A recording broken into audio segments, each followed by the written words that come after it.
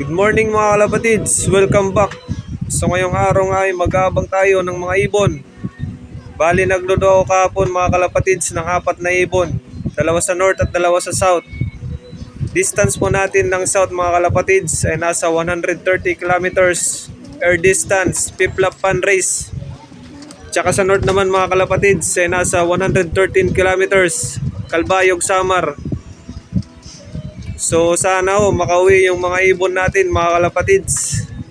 Sa Calbayog Samar nga pala may mga kasabay sila dong club. Yung Manila, BBC, meron din doon mga club mga kalapatids, Calbayog Release. Sana hindi sila mahatak. Kaya abang-abang na mga kalapatids, tara!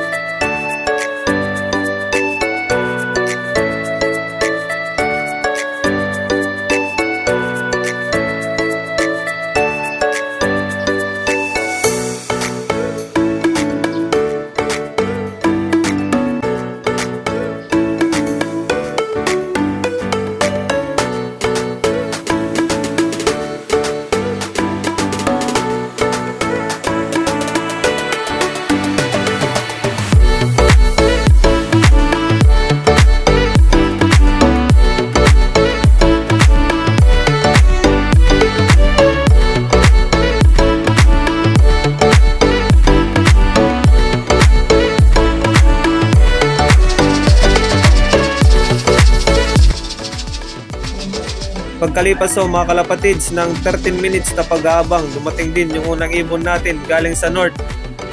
Bali naklock ko siya ng 1157 yung speed niya. Ayos mga kalapatids. First lap ng Moto Cup, Calbayog Samar.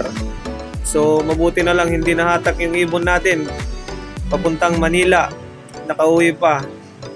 So abang-abangan natin yung ibon natin na iba mga kalapatids. Tara, samahan niyo ako.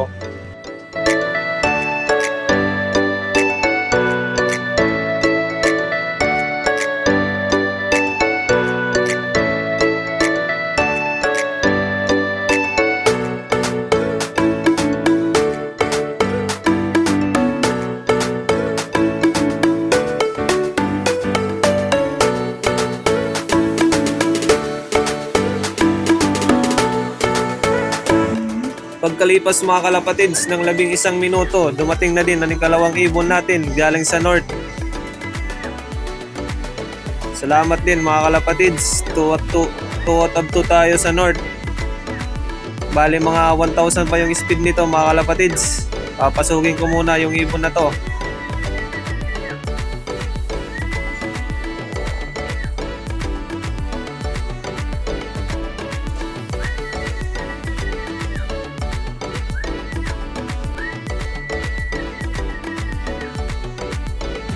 Bali yung speed po ng ikalawang ibon natin sa north mga kalapatids ay nasa 1,027.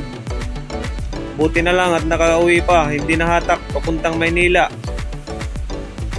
So ang ganda ng result natin ngayon mga kalapatids, sana magtuloy-tuloy lang. 2 out of 2 tayo sa north. So bali sa south wala pa tayong pauwi mga kalapatids. Pahirapan kasi doon, smash. Tsaka may butas na rin yun isa. Sana makauwi. Abangan natin mga kalapatid.